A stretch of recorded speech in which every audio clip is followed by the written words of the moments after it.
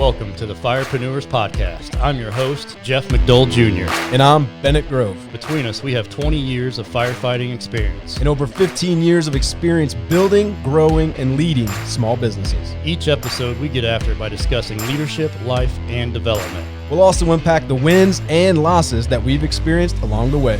You ready, big dog? I'm ready, my man. Let's get it.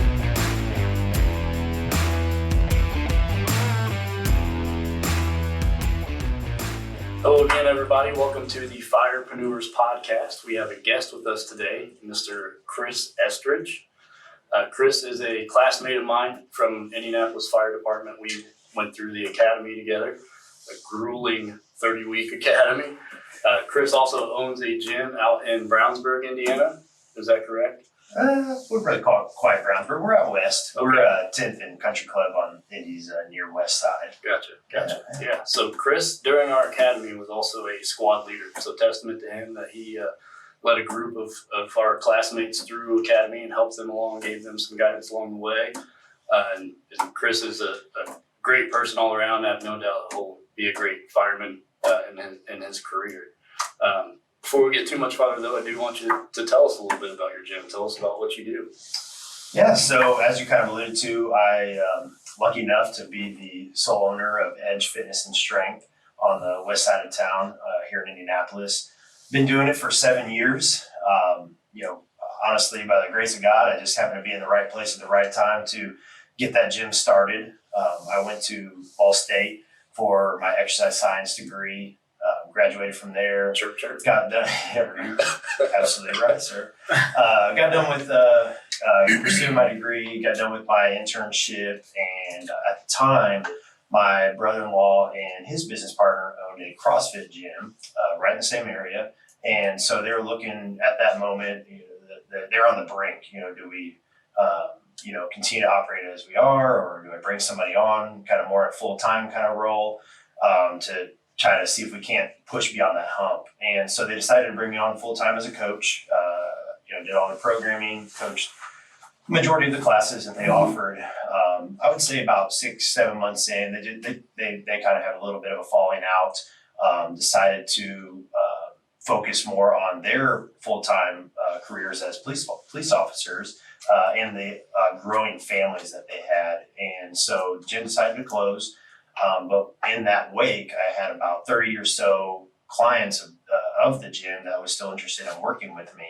And so with some encouragement from my sister, my family, we decided to start up Edge Fitness and Strength. So at the time, my sister has kind of helped me out a little bit because she did a lot of back-end operations for my brother-in-law's space. And so that was kind of the side of things that I didn't know.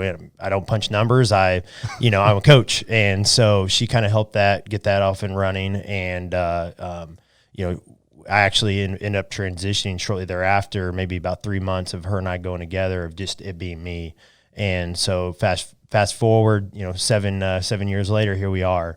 I got lucky at the time, like I said, those 30, or so core members at that old gym, interested in still working with me. I just basically reached out to them in the wake of their closing, just looking for, maybe as a prepaid membership. Because at the time I didn't have, 2 red pennies to rub together. I was kind of still living at home, just coming out of college, and I was able to collect roughly about $3,000, and I used that money to essentially buy the equipment that old gym was selling.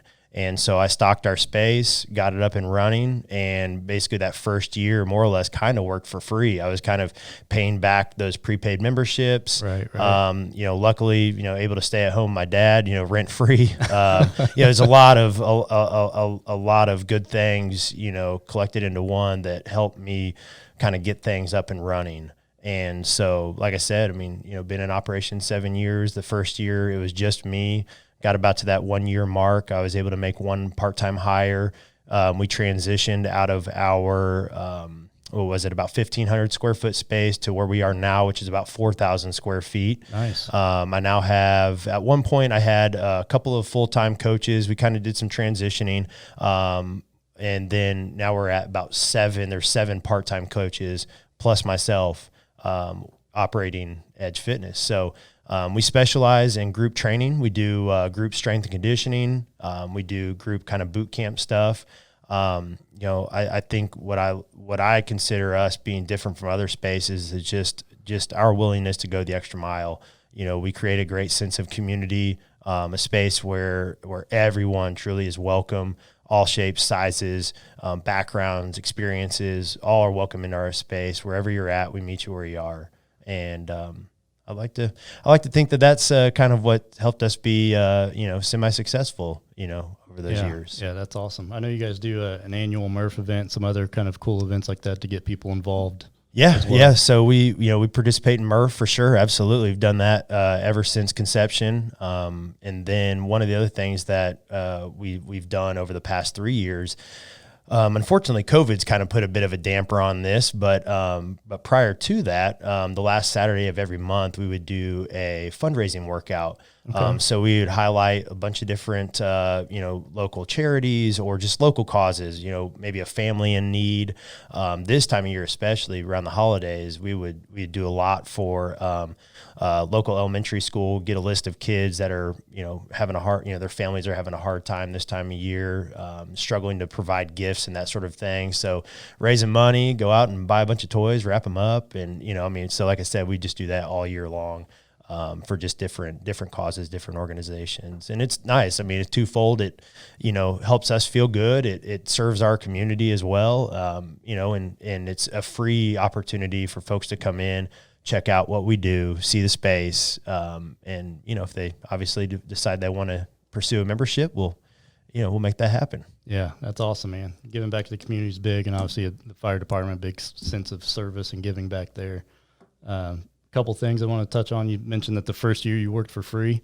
I think Yep. I think that's pretty common in most businesses. Absolutely. That first year, That's not a lot true. of sweat I equity. started out with $100,000 right away. My first client set me up. It was no pain, no struggle. Oh, 6 man. figures right out the gate. Yeah. Life was Yeah. good. Exactly. That's how it goes for everybody. I'm jealous. Yeah, no, Quite the definitely not opposite. the case. Quite the Yep. opposite. Yeah, Yep. yeah. So I think that's a lot of people get a lot of dreams built up. Like, oh man, I'm gonna make so much of that. Hard work comes fast and quick. Absolutely. Yeah, we're living in a world too where, everybody's story, so to say, is on their social media feed. And what you project out into the world is, this certain persona. And I think a lot of people, see folks that seemingly made it, but they don't see all the groundwork that went into their current story, their current situation, and it's easy to get caught up into that. But Yeah, that's a good point. Well, I'm going to jump in on a question, Jeff. Yeah, go for it. So you touched on a couple things, and first of all, you came out of college, then you walked into this coaching environment, starting out there, so honed some coaching skills pretty quickly, right? absolutely. And then you started the gym after the other gym closed down. Yes. So you were an entrepreneur before you became a firefighter. Yes. Is that the order that we have that right? Okay. I guess I went about it a little backwards from the typical firefighter. From the typical Yeah, firepreneur, right? Yeah, absolutely. Yeah. I did have my business first and then got into firefighting. Okay. 7 years later, 6 years later, technically, I guess. 'Cause Right. That academy, that 30 week academy seemed Yeah. like it went on for, I don't know, a year or two. 30 weeks of Groundhog Day. Yes, exactly. Exactly. So, yeah, I was just fortunate enough that the gym happened when it did. I grew up with a dad that served on IFD for 30 years. And so I grew up around firefighting, always had a strong interest in it, and just an admiration for the job. And, but the interesting thing of it is, as much as what the fire department meant to my dad, who just literally lived it, breathed it, ate it, all that sort of thing. He never pressed it upon me that that's what I should go and do. And I think that that's why the order happened in the way it did, is he always encouraged me to, follow my dreams, and follow follow what I was interested in. And I remember, going on our college visits to Ball State and trying to figure things out. What am I going to do? I was throwing out a couple of different ideas, and he was definitely supportive of going the exercise science route. And, but the fire department's something I kind of always held closely in my back pocket as, as an option potentially later down the road. And, and unfortunately, fortunately or unfortunately, it kind of did get pushed to the back burner when I fell into the gym operation. And in order for Edge to, be successful and however we deem success, it needed full and undivided attention. And, that's why here we are, 7 years later, and now I'm also a firefighter. So just very lucky, very fortunate in how that all transpired. Right on, man. Yeah, awesome. So what kind of made you want to have the business and be on the fire department? Like, what was the timing there that allowed you to make that decision? Yeah, absolutely. Like I said, those first initial years, there's no way I would have been able to do anything else but the gym if I wanted it to take off and have any sort of success. I was able to make a couple of key hires, like I kind of already alluded to. One of them ended up becoming full-time, ended up transitioning back to more of a part-time role later on. And then here of more recent, couple years ago, I hired a full-time coach, and that person was able to really kind of run the ship while I was able to step away and do the academy. So really it was just a bunch of work and effort that went in those first 5 years or so, that led me and gave me the ability to finally step away. I was able to realize as I was scheduling our classes and, all the other things we do, and saw that I had some free time. I was only coaching maybe once or twice a week as it was. I just needed to maybe make one more kind of hire for a part-time coach. I did that. And then, it was just a culmination of really, really good timing. Whether you call that the grace of God, whether you call that just fate, luck, whatever it might be, the gym was kind of starting to self-sustain as far as in-person operation. I still did a lot behind the scenes. Right. That was a long 30 weeks. But at that also time, my wife and I were expecting our first child.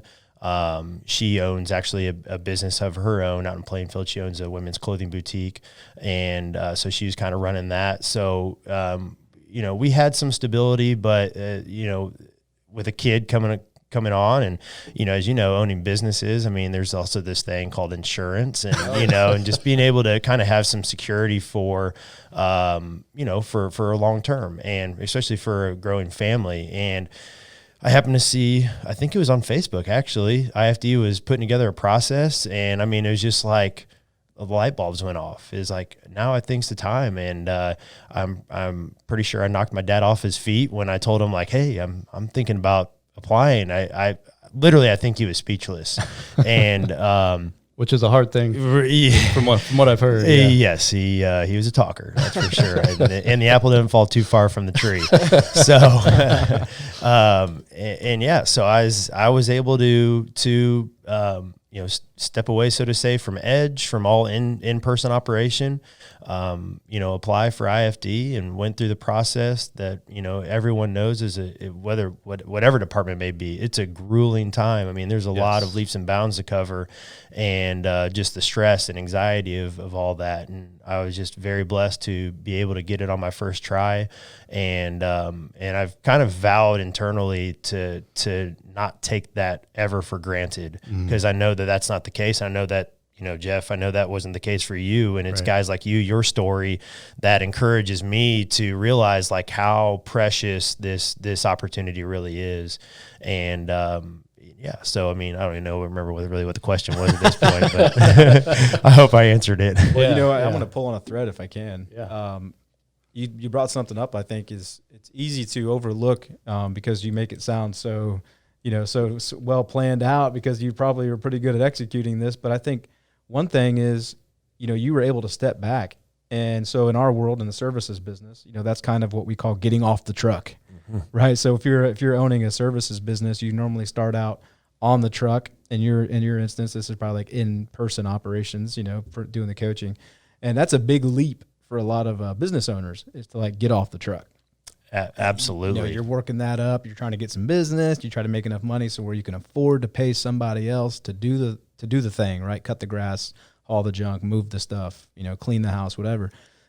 So then to be able to make enough money to pay somebody to do that in your place while also still making enough money to pay yourself and those things such as insurance and everything else that comes with a business. That's a big leap in small business, going from that stage 1 business to a stage 2 or 3 where you can afford to put somebody in that position. One thing we always talk about too is that not only do you have to put somebody in that position to do the thing, right, to coach the client in your stead or perform the service in your stead, because we hang on to that, right? We think that we do it the best and nobody can do it better than us. Oh yeah. That is me to a T. I definitely feel strongly about that. That's for sure. It's hard to let go of, right? It is. So then we always talk in our mission statement here at Fire Dogs is build leaders and pursue growth while providing award-winning service. So we're always trying to make sure the people we do put in that position to do the thing in our stead does it with the leader's mentality. Can you talk to us a little bit about the evolution for the person that you did kind of put in that place while you could go away to the academy for the 30 to 40 weeks, right, where you were kind of out of the day-to-day in-person op, and then kind of working on the back end when you were dog-tired at the end of a long day at the academy or whatever? That person you put in place there had to be someone you trusted quite a bit and probably put a lot of time and leadership into, I'm assuming. Oh yeah, absolutely. No, fortunately I had the ability to work with that person for about a year prior to making the plunge, into the academy and more or less stepping away. So I had that time, and let's go back a year. At the time I didn't realize what I was going to do in the future, and that Right. being the academy. I was just kind of doing what I would have normally done. Groomed them. The gym was built on me for that first year. A lot of people becoming accustomed to my coaching style, my personality, how I did things. And so, I was always trying to find a way to teach my coaches how to, I guess, be not to sound like cocky or anything, but a mirror of me, but yet also bring their own flair and pizzazz. And so it was, definitely a trial and learning period as far as seeing what that blend was like. And so, yeah, I was just lucky to be able to spend a year with them, groom them, help them with their coaching in person, help them with some behind the scenes tasks. So it was just a growing and grooming process that took some time. It definitely wasn't a snap my fingers, I got lucky to have the right person. She was a great individual, absolutely. And I think that I'm a man of faith. I've already made a couple references. I think God brings people, certain people into your lives at certain times. I've experienced that numerous times in my short 32 years on this earth. And so that person at the time was just the perfect individual, hardworking, dedicated, went the extra mile. So, sometimes, again, blessing or luck, sometimes you just got to get a little lucky, and the right person comes along. But along with that luck comes effort, and putting that effort into teaching that individual how you operate, what your mission statement is, and what your long-term goals are going to be. That's awesome. Yeah. So we call it the Fire Dogs way, right? Like the Mandalorian. This is the way. But it's same thing you have, right? We have these processes that we train people on and kind of how we want them to do them. But as we tell them repeatedly, we're not building robots. Right, you're still a human interacting with humans. Absolutely, and especially in the service industry. And I think that anybody listening to this podcast right now, you're if you're currently running your own show, your own business, or you're looking to do so, you're probably more than likely doing it in the service industry, and it's about being a people person. And sometimes that's hard to hard, but you sometimes can't teach that. You can kind of help groom it, but I think that also comes along with the hiring process.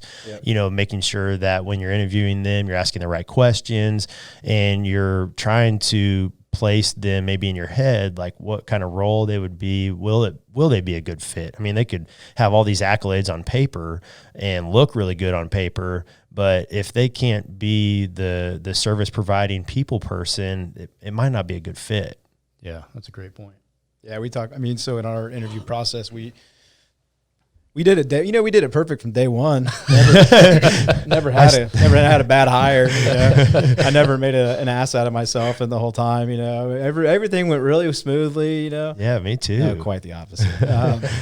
Over the years, we learned during the interview process how you have to, like you said, ask the good questions. You got to ask the open-ended questions to get people to reveal a little bit of their personality. But it's also a two-sided interview, and I think that's when we really started to transition and get good people, is when we realized that we're interviewing them, but we also need to make sure that there's a degree of them interviewing us, because we want it to be a good fit for both sides. Absolutely. And so one of the things we do is we always set like those expectations, like the communication expectations. And so like Jeff, in the final stage of our process, there's a preliminary question section. There's a first in-person interview with the ops team, and then there's a final interview with Jeff or myself, depending on availability. And we set the standard pretty quickly that, building leaders and pursuing growth while providing award-winning service. That's a mission statement. And it's so easy when you hear mission statements and guiding principles and core values, and you see them on a poster, that they can just be empty words, like an empty suit, So you have to really like live it. Absolutely. Talk about it. When you talk things into existence, they become real, and then people can gravitate towards that, And so it sounds like you did a little bit of that as well with the person that you were training to be there in your stead after that year. You didn't know you're going to become a firefighter.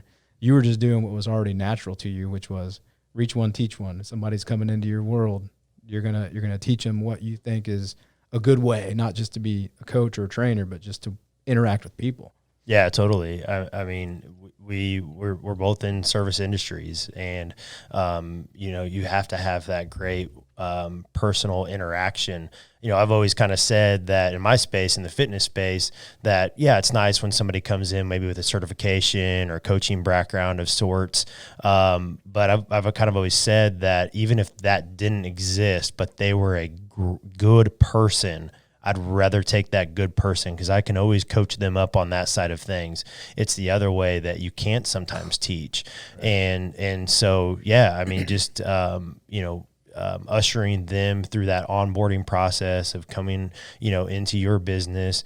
And I think a lot of that stems also too by leading by example. And that's what I strive for, every day in my gym is lead by example.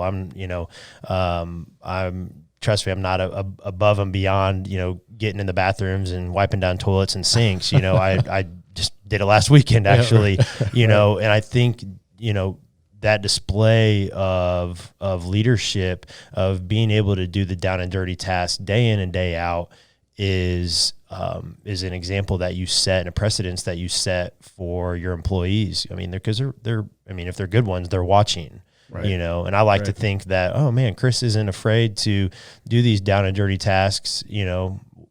Why should I be above it either? So right. I think that helps a lot, is, whether your ability to properly articulate, your onboarding process, your interview questions, but at least being able to walk the walk, and talk the talk, lead by example. Oh, that's good, man. Because, the biggest illusion of communication is that it actually happened. And so when you say something and you expect the person on the other end to receive it, you always want to assume that it went smoothly as it went in your head. Oh, right? yeah. Oh, yeah. There's something that to be said that you still can't miscommunicate your actions. So like when you're out there in the front doing the dirty task, like that's going to be actions speak for themselves. Sure. So, I mean, and in services companies, I think that's important too. Now, that being said, we also make mistakes at times, right? Oh, for sure. It's not like a poetic, perfect little situation. Sometimes our actions tell a different story, and then sometimes we got to eat crow and back up and reassess and stuff like that. So anybody listening, doesn't mean that you have to take perfect action all the time. Sometimes you're going to take action. It's not going to be the way that you want it to go. Speaking from experience here, but I like that, man. I think, being able to get down and dirty, there's no misunderstanding of that communication. You're involved, you're invested, even though you're a firefighter, you're in your gym still cleaning the toilets. I think that if I was working there, that'd be received loud and clear. Good stuff. That's awesome. Swole. Yeah. This next question I'm going to ask, I feel like I might know the answer to, but maybe not. You might surprise me. Who has been or is an inspiration to you? Yeah, you probably maybe know the answer. I've got a handful. Obviously I kind of already mentioned my dad. He was definitely a big inspiration for me, especially growing up, just teaching me work ethic and that details matter. And being devoted and passionate towards something or some things. He didn't do it perfectly, but there's definitely a lot of great traits that, he taught me or passed on to me that have certainly inspired me. My father-in-law was one as well. You'll hear me sometimes use past tense. Yes. I've unfortunately, my father-in-law passed away 3 years ago unexpectedly, and I lost my dad to cancer about a year and a half after Bob passed away. So my family took a big hit. We lost 2 patriarchs, but Bob being one, that was a huge in the short amount of time that I dated and then eventually married his daughter. I think I knew him total about 6 or 7 years. He was a business owner himself, taught me a ton, taught me about that work ethic. And just also to the balance of what it's like to not only be a businessman, but to also prioritize your family, was huge, and to be a Christ-driven man. I definitely don't do any of those 3 perfectly. But he really set the bar high, set a great example. Bob was a huge inspiration. My mom also being one too. I think my gene of working probably too much stems from my dad and my mom combined. And sometimes I definitely have a difficult time shutting it off, so to say. And that's where it's awesome. Where Bob came in, he, even though he worked his tail off, I could learn from him of his times and ability to be able to shut it off. And probably as firefighters, as business owners, that's a hard task to do. I mean, Yes. Constantly always feeling like you're on and being able to have that balance and step away. And, it's in that kind of, that pursuit of that balance. So it sometimes doesn't feel like it exists. But I think it's a constant learning process. But yeah, like I was saying, my mom she still to this day works her tail off, and just that work ethic and drive and, being a woman in the banking industry back when, that wasn't super, I wouldn't say welcomed, it was, but it was just a hard time for women, back then, any sort of kind of career professional field like that. And for her to make it as far as what she has, is super inspiring. So yeah, those are definitely my top 3 for sure. Yeah. And that's share a quick story. Your dad's cancer was fire service related, I believe, correct? Yes. Yeah. And I shared the story with Chris, I think it was probably a couple months ago. So when we were swearing in, first day of academy, right? Tensions are high. Everybody's pressed and dressed. Everybody's real stiff, right? So we're standing there, and Chief Malone. Chief Malone's a great chief that we have. We're blessed to have him as our chief of the department. But I didn't understand the situation, and I text Chris about this, and I get goosebumps thinking about it because it's awesome that I was a part of it. But we're standing there, and Chief Malone asks Chris' dad to come to the front of the room, and gives him his 30-year service pin. And at the time, again, I'm dumb recruit, like, oh, that's cool. This guy's son's in the class. He's giving him his pin. Yeah, whatever. I don't think at that time your dad had quite reached his 30 years. Is that he's like a month away or something? He had reached his 30 years. He did? He Okay. was just a few months shy of actually truly retiring. Got it. Yeah, Okay. yeah. Okay. So, and just kind of quick side note with that, a blessing in disguise, if you will. The fact that he was actually even able to be at our swearing ceremony was because of him being on light duty due to the cancer that he had. So it was because of that he was able to see me get sworn in. So even though he wasn't able to see me graduate because he passed away kind of about midway through our academy, he was at least able to see that process, which is kind of cool. Yeah. In hindsight, I really appreciate it. In the moment, super uncomfortable.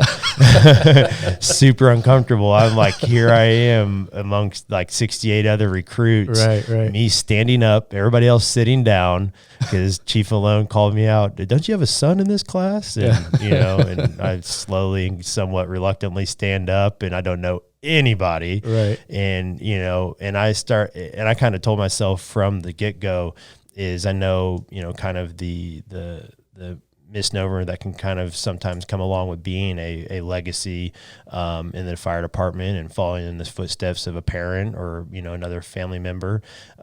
You know, I kind of vowed stubbornly that I want to do this on my own. You know, I don't want to ride on the coattails of my dad, but yet also in the same sense, try to you know, live up to what he said. And so anyways, you know, being called to stand up in that time, I was like, oh my gosh, this is not how I want this to start. Right. But it was super. It was looking back on it, you know, of how things transpired.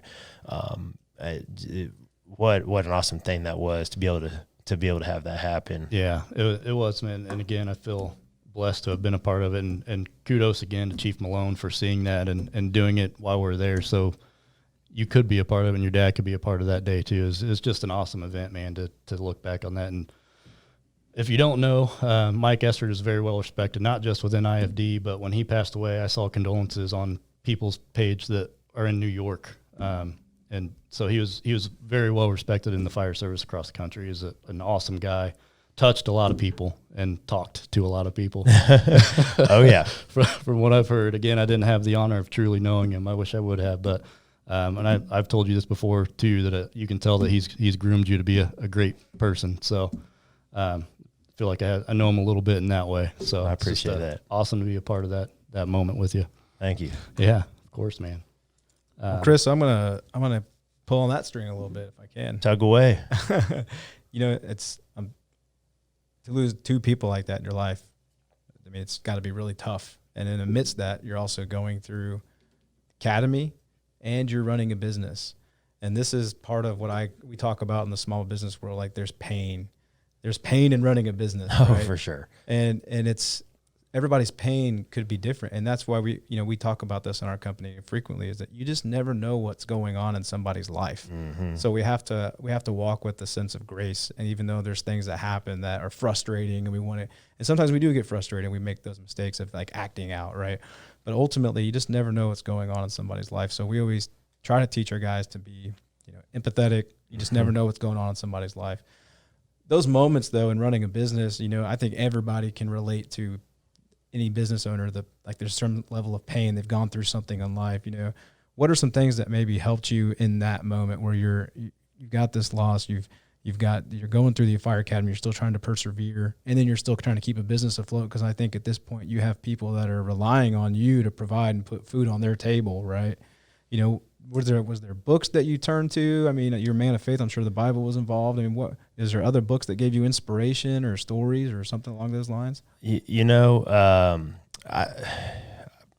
don't know. I mean, just kind of in the mindset of the academy, and maybe the academy was kind of a blessing in disguise at that time, because I feel like the mindset then was just kind of one day at a time, like one task at a time, one half day at a time, one day at a time, and you just kind of compound. And so the academy ended up being and I don't say this to downplay the opportunity that it was, but it ended up being a great distraction. I just dove headfirst into that, even though obviously I already was, but I mean, just that definitely took my full commitment. Was able to, obviously stay a little distracted with the gym, but leaned a lot on my wife. Kinsey was super strong during that time. She helped me through a lot of that, and obviously, and vice versa. She had just lost her dad a year and a half prior. And not to mention, also during all that, we also had a 3-month-old kid, so you can throw that into the mix. Yeah, right. You had a lot. And kind of on that point, I know that I had to provide for them, and that was motivation in and of itself, was just trying to be there for my wife, my growing family, and just to honor both my dad and my father-in-law, through my efforts and not giving up. So I can't really say that I relied on any text, per se, but more of just kind of an intrinsic motivation, I guess, if you will. Maybe a little bit of stubbornness too. I don't know. Well, thanks for sharing, man. I really appreciate Absolutely. it. I think a lot of people out there, we don't know who's listening, who's watching, who can draw inspiration from a story. But I think with a story like yours and the perseverance and resilience that you've shown, somebody listening might hear that, and that might be the thing that gets them to the next day, and so thanks for sharing and of course up to us. Yeah, definitely, man. There are some things you touched on when we were talking about your story that I wrote down some notes I wanted to bring up that could easily be passed over if we didn't delve into them. So one thing I want to touch on, you said that you were a Christian man, a business owner, and a family man, but you're not perfect, right? So one thing I think we always work on is striving to improve. We never feel like we've reached that pinnacle, that there's always work to do. So I want you to kind of delve into a little bit about what you do to continue education and continue to get better on how Chris Estridge does that. Well, thankfully I kind of talked about social media earlier on, and to be able to have a lot of information, some good, some bad. Right. I think you have to have a filter, if you will, but to have that information so readily available at our fingertips, that's what I tend to rely on probably most of the time. I will say through the years, I've been able to kind of sift through a lot of the different in the fitness space, a lot of fitness business owners that I've kind of followed over the years, but then able to kind of hone in and follow them on social media. So that's where I kind of learn a lot of quick things on the fly, just to try to stay up with the trade, just to, up with times, stay encouraged, as far as in the coaching, the coaching realm, but also the fitness business realm as well. I wish I read more right now than what I did, than what I currently do. But Darren Hardy, he wrote The Compound Effect, is probably one of my favorite books for sure. A lot of the lessons and that I learned through reading that, I still definitely apply today. That's a great, quick, easy read. So if you're listening right now and you're looking for something to dive into, grab his book, Darren Hardy. Awesome read. And so a lot of those simple, practical lessons that he teaches, can be applied to really a lot of different avenues in life, if not almost everything, whether it's business related, firefighting, for me, obviously I work in the fitness business space, but I thoroughly enjoy, working out myself, and a lot of those principles apply to that as well. So yeah, just we live in a fast-paced world, and unfortunately, I do rely a lot on our technology, but that's why I love what you guys are doing here. That you're putting out quality information into that space to where guys like me can get inspired and learn. And so you guys are doing a great thing here. Yeah, appreciate that, man. We're trying. Imperfect action. We don't know what we're doing. That's all right. Sometimes that produces the best stuff. yeah, exactly. I just lost my train of thought. That's why I write things down. I forget stuff too easily. Too much going on. Mm-hmm. So I want you to tell me 1 to 3 things you learned during Fire Academy. 1 to 3 things that I learned. I think not 2. It's got to be 1 or 3. 1 or 3. The question was worded. 2's not good. 1 or 3. All right. No, I think I touched on it, but just truly taking in things day by day, not that there's anything wrong with projecting out. I had that graduation date circled on the calendar for sure. It seemed like it took forever to get there. So that being applied to business, there's nothing wrong with, obviously, it's obviously beneficial to set long-term goals, but then dialing it back into the here and now. What are you doing now? What are you doing in the moment? And that's, something that I think I learned quite a bit from the academy is, literally taking it doing different evolutions, taking it task by task, half day by half day. Sometimes it was just difficult to get to lunch, Right. and then day by day. And so breaking it down like that internally and externally, if you're one to write down goals and tasks and things like that, I mean, it's super helpful. Then on the flip side of now getting into a position where, working with a lot of different people, I'd never really done that before, 68 others of all different backgrounds, and, having the opportunity to be a squad leader, of just trying to hone in on some of those communication skills. One of the big things, we had people, guys and gals of all ages, so where, not that I'm old by any means, but at 32, I definitely had a little bit more of life experience than some of our younger 20-somes. Right. And so to try to direct them and teach them, I mean, you definitely learn to be creative and resilient in those means. Those are definitely probably my top two for sure. And I guess, third one as I think about it is being willing to step outside of your comfort zone was a huge one for me. You referenced our very first day in academy getting sworn in. I've never, ever felt more out of place. Here I am, I just fortunate enough to obviously work for myself for the previous 7 years. I haven't had anybody to tell me what to do, which I do like now. I mean, I love being told what to do. I think it's great. It's less pressure. Just tell me what to do. I'll go do it and go to work. But to be standing there at attention in a pressed unit, like military creases, what were those? Like, I didn't have a military background. I mean, to be in that position was very uncomfortable. But fast forward, I wouldn't change it for the world. And I think, just a little lesson from that is just being willing to put yourself out there and, to step outside of your comfort zone with whatever it might be, business related, personal, or, career. A lot of great points there. Yeah, it is, man. One that you touched on, I think, is I can draw on it from my own experience too.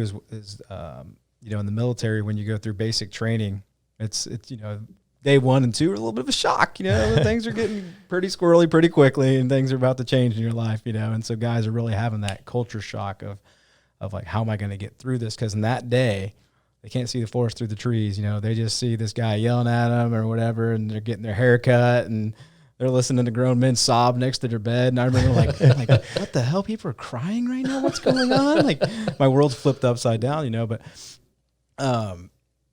there was a guy that was graduating, and for some reason they were allowed to talk to us, which is rare in basic training, but they're like, hey, just get to breakfast. After breakfast, get to lunch. After lunch, get to dinner.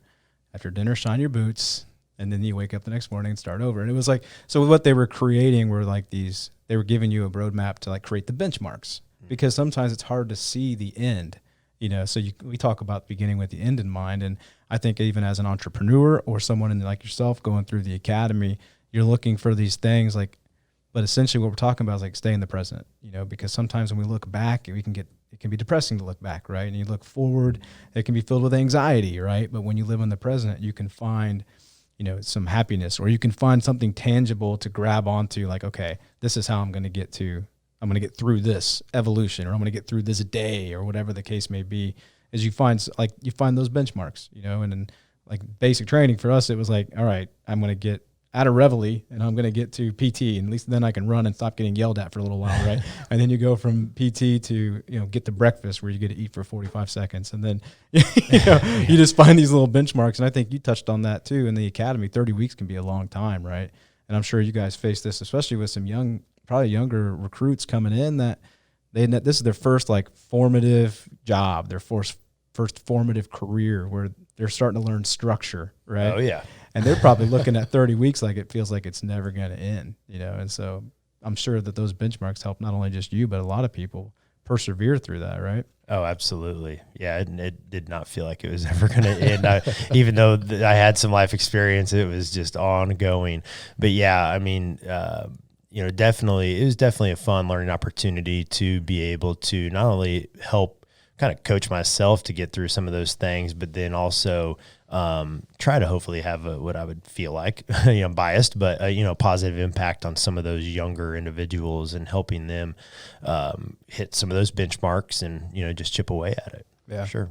Yeah. I think in business too, that's like a lot of small business owners can probably relate, because you start a company, like you said, your first year was no income. There's no pain. It's all pain, no income. Right. Mm-hmm. And you're sitting here thinking to yourself, like, when is this going to end? And then there's always that energy, adrenaline that kind of gets you through the first 6 months, like that excitement of like, you're doing something, like you said, put yourself out there. Right. You're kind of living off that energy. And then like at a certain point you start to realize, okay, well, I live in Indiana and I'm in a services company, and it was cool for the first 6 months running a business when the phone was somewhat ringing, right? But now winter's coming and the phone's about to stop ringing, and that's could be a different animal to try to get through, especially when you're not paying yourself, And so, I listened to your story and I'm thinking, business owners can relate to that too, because like, how do you get through the winter? If you live in a seasonal environment and you just got done making some money, not paying yourself, just kind of reinvesting back into the business, and you're staring down the barrel of winter, you got to look for something to get you through. Okay, just take it one day at a time. Quit worrying about 6 months from now, because that's just going to fill you with anxiety. And anxiety is just a fear of something that's yet to happen. So we create all these results that may never happen, like, oh, it's all going to fall apart, or I'm going to lose my mind, I'm going to pull my hair out. There's all these scenarios, but it's just, that's what you're projecting into the future. But what you're saying, you just got to live in the day, right? Yeah, Take absolutely. it one day at a time. Yeah. So I think that's relative advice for even business owners. Absolutely. Yeah. I think with some of that seasonal stuff you touched on, I think it's probably easy to get tunnel vision and, kind of develop some anxiety of not knowing, like, oh my gosh, what these jobs are going to end here in the next few months. What am I going to do? I think that, sometimes with time comes opportunity. You can kind of pivot in a slightly different direction, work on your business, from another means, like maybe if you're too busy in the moment to work on social media efforts or building up like maybe a email marketing list, depending on what you do. I mean, that could be an opportune time to develop those things with the downtime in the off season. And then, by the time you've ramped back up, you're ready to go, you're a little bit more robust, and you can seek out some more business through those means. Yeah, that's an awesome point. And what we try to preach here, in slow season is, that's the time to improve, right? Find your weaknesses and hone in on them, try to get better. Absolutely. Yeah, it's awesome. Let's see, I'm going to figure out which direction I want to go. I got 2 more questions specifically I want to get to. Cool. So when you touched on things that you do to get better, what came to mind, the train of thought I said that I lost earlier, I found it again. Came back around. Squirrel. So you talked about how you enjoy working out. And we listened to Jocko quite a bit here. I don't know if you listen to Jocko podcast, but one of the things he touches on is how physical health is one of the few things you can do that improves your entire life. So I want you to touch on your thoughts on how you feel the physical health helps the body and the person. Oh, absolutely. I 100% agree with that for sure. Obviously, he's a much smarter person than I am. But no, I totally agree. I mean, I think I've preached that at our gym from day one, that, it's easy to kind of get lost in, we think about somebody working out and we think of like external transformation, losing weight, gaining lean muscle or whatever it might be. But so much is cultivated internally. And some of that has to happen, exercise. Some happens in the trenches, so to say. And that's what I truly love about it, is the mental growth that comes from challenging yourself, pushing yourself through, tasks in the gym that you may have not thought you were capable of doing. And that's personally, I think, what I love the most about working out and exercise is, the gains that come more mentally than physically. The physical side of things, is just a great trade-off. Right, I mean, right. But to be able to, like I said, push yourself and, it just cultivates a stronger mindset, and that stronger mindset in turn makes you more resilient for everyday life. And maybe that's something that, you touched on earlier about, some resiliency that, I guess I portrayed during the academy with the loss of my dad and things like that. I think came from all the years of exercise that I was doing, of being able to cultivate that sort of mindset. I mean, with the ups and downs of working out and pushing yourself physically, I mean, you're going to experience bumps in the road. I think that just does a great job of being a big one lump sum analogy, for life. And so, yeah, I mean, the two are definitely tied together for sure. There's no doubt about that. Yeah. That's awesome. And we try to do our best to do the same too. And I know a lot of people make the excuse of, I don't have time. It's like, it's something that you really truly need to make time for to improve yourself. And as you said, it's not just the physical component. We're all kind of physical guys. Being in the fire service, we're used to working, and we actually feel better when we work. I think, I assume you're the same way. Oh, absolutely. But I think people need to realize that, you own a business, if you are a firefighter or not. You've got to have that energy outlet and improve yourself this way. So absolutely, you got to take care of yourself. I mean, to be able to, even if, obviously I work primarily with the general population, that consists of its own, struggles and challenges and anxieties. But as for firefighters, I mean, we have to have that outlet, business owners, you have to have that outlet, that release. So even in the moment, if you're feeling overwhelmed and stressed, too tired, or what have you,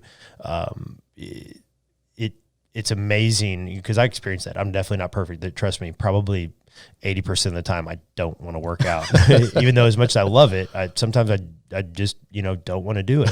Right. But when I, suppress those, those thoughts, and I step out into the workout space, and I just move for, whatever time it might be, 20 minutes, 30 minutes, 60 minutes, move. It's amazing the effect that has, because all of a sudden all those thoughts of feeling tired, overwhelmed, it just escapes you, So my advice or motivation to anybody that's listening, that's struggling with that, is just to, go through the motions of stepping out into your garage or your workout space or whatever it might be, and just do something, get to moving. I think people have this built up expectation of like the perfect workout program, or being able to I've got a full hour, and if I can't, it wasn't effective. No. Like if you could just move for 10 minutes, I mean, it's better than nothing.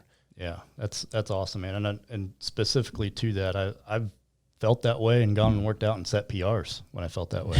Yeah. It's crazy. Absolutely. But the other principle I think you state there is it's not going to be perfect in life, not just working out, but in life. You have to take action to make action.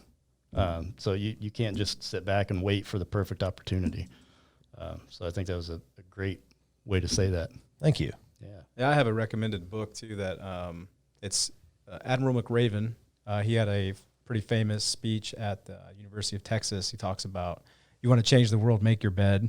And the book is about a lot. The speech is about more than just making your bed. People take away from it like, oh, well, I don't want to make my bed. Well, it's more about, one of the tenets of that he touches on is that at the end of a tough day, no matter what happens, if you've made your bed, you come home to, you're reminded of that task completed. You're getting into that nice bed. If you make the bed in the morning, you're starting out your day getting a small win. And so if you piggyback that with, if you take some of the stuff that he's talking about, which that book is really good if anybody hasn't read it, Make a Bed by Admiral McRaven. There's a lot of other really great stories in there and inspirational stories to help you get through challenging times. But, if you piggyback your making the bed, that small task completed, you're starting off with that positive energy, that can-do attitude. I just did something as small as just making the beds and organizing the pillows, right?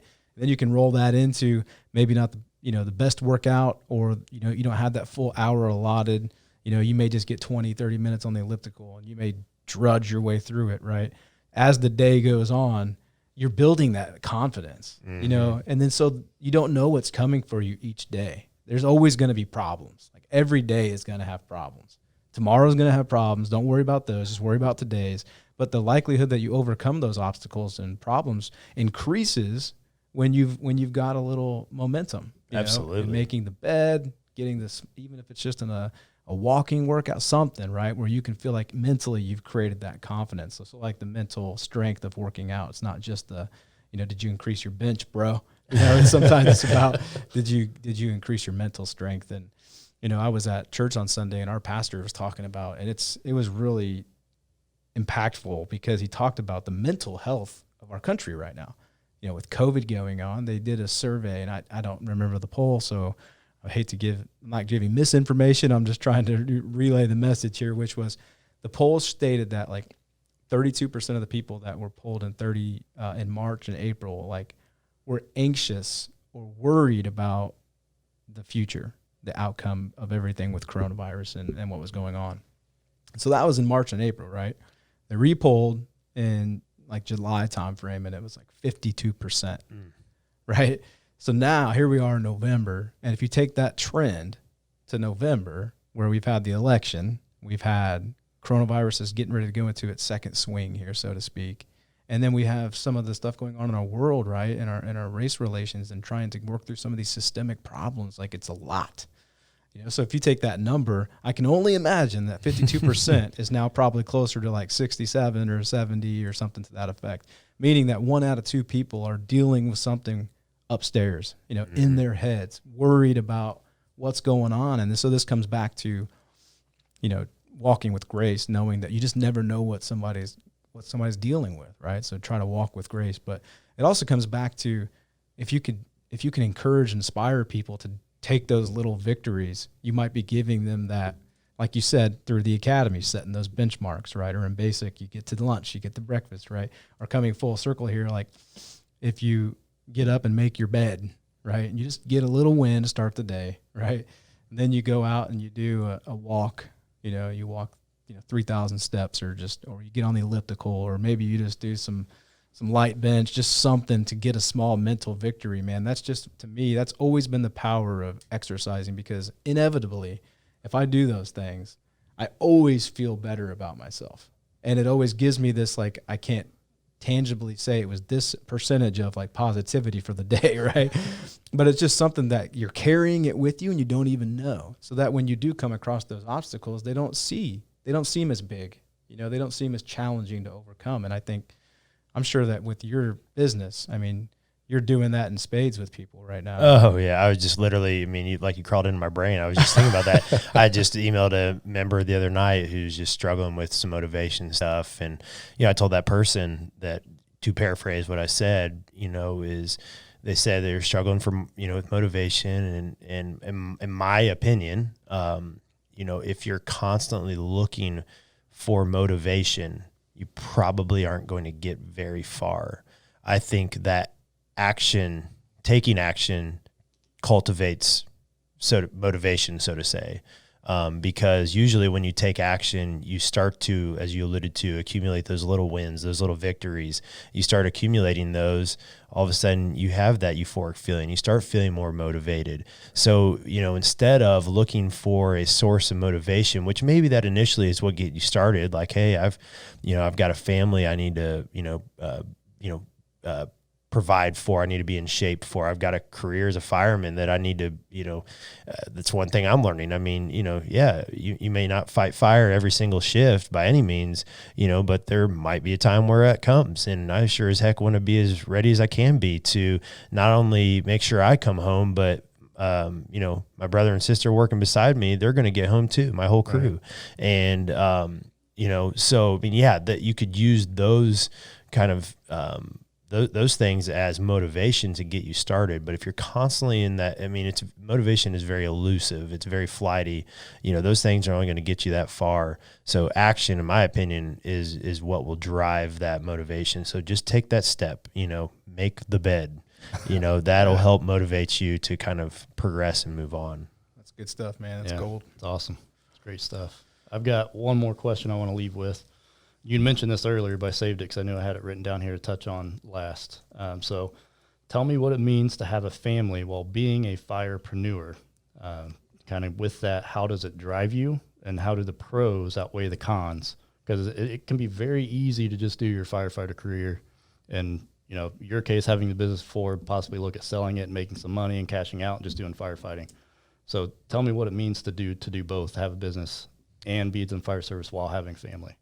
It's hard. Yes. It's very hard. Good answer.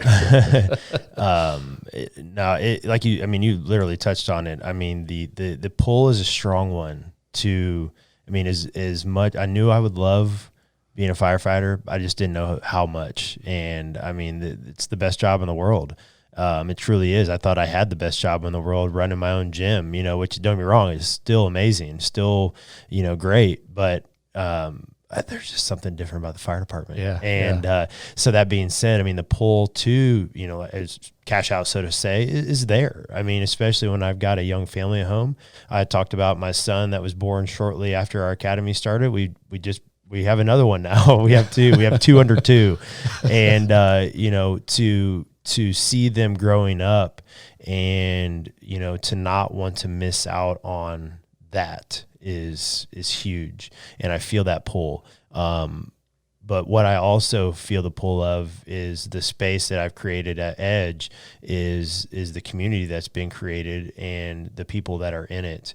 And, I want to continue to provide a safe space, an effective program to help elicit results, not only for the physical well-being, but more so mental. And we talked about Corona and everything going on. I mean, but beyond that, even prior to Corona, everybody has a story, as you mentioned. Everyone has a story. My pastor talked about that not all that long ago, and we've got to be aware of that and sensitive to that. And so, I feel obligation, I don't think is the right way of saying it, but I feel a calling to continue to help provide for those people in our community and for those that haven't found us yet and that maybe will. So as long as I'm able to continue to try to learn how to balance, because I say learn because I'm still very much learning, I'll continue to pursue it, but it's hard. It is a bumpy road. And I think to be able to have a supportive partner at home is huge. If you can communicate relatively well, get them on the same page, I think that's huge. And, communication is key, but to have that supportive environment at home is imperative for sure. We call it a shared vision. Like when you're with your wife or your spouse or your significant other, you have to have that shared vision for anything to be successful, whether it's a fire career or a business. Your team, with your family, your wife, your significant other, like you got to have that shared vision for it to be successful. Oh, totally. Yeah. If things go in shamble at home, I mean, it's inevitable. It's only going to trickle into your firefighting career and your business. So, protect home base. And, I'm absolutely not perfect at that. Young marriage, we've been married for I think 6 years now.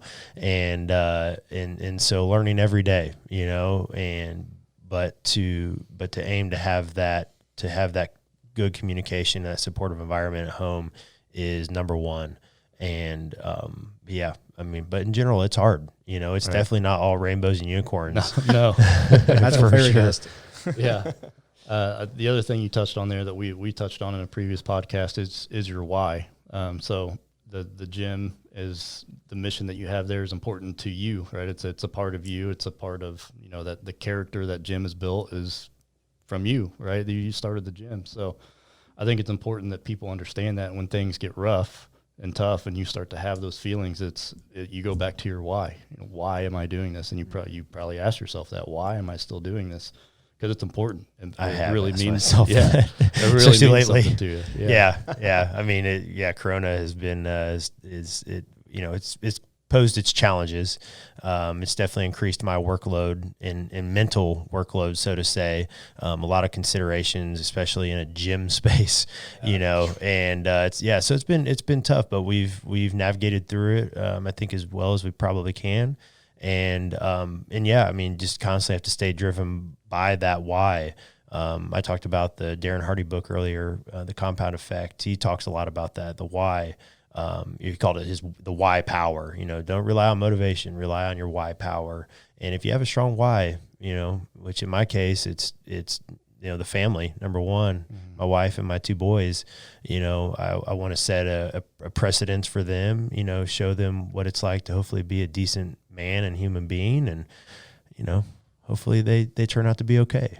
It's a lot of good stuff. I surround my whys. My whys, my family too. And it's my mouse pad, picture of my family. My wife gets me a calendar that has all the pictures of the kids on it, and it changes each month. I've got pictures up around me.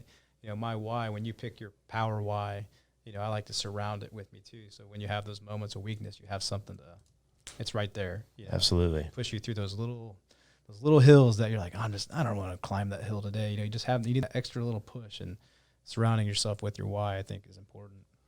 Absolutely. Yeah. It's good stuff. Man, Chris, Jeff touched on a lot of stuff. He's done a lot of touching. This is COVID-19, so we got to stop all the touching. You know what I mean? So maybe we need to tie a bow on this thing. Yeah, What do you think, brother? I think so, man. Chris, I really appreciate you coming in today, man. It was awesome to talk to you, hear your story, and really dig out a lot of great information. Pleasure is all mine. I appreciate the opportunity. Yeah. All right, man. All right, we're going to wrap this one up, guys. Appreciate you tuning in, and see you on the next one. Thanks for joining Firepreneurs today. We hope that we delivered value in your leadership journey. We humbly ask that you take the time to leave us a 5-star review, as that's how our podcast will rise in rankings and become available to more people. We'd love to hear from you, so you can email us by emailing firepreneurs@gmail.com. Follow us on Facebook, Instagram, or by watching us on our Firepreneurs YouTube channel. Stay hungry and get after it.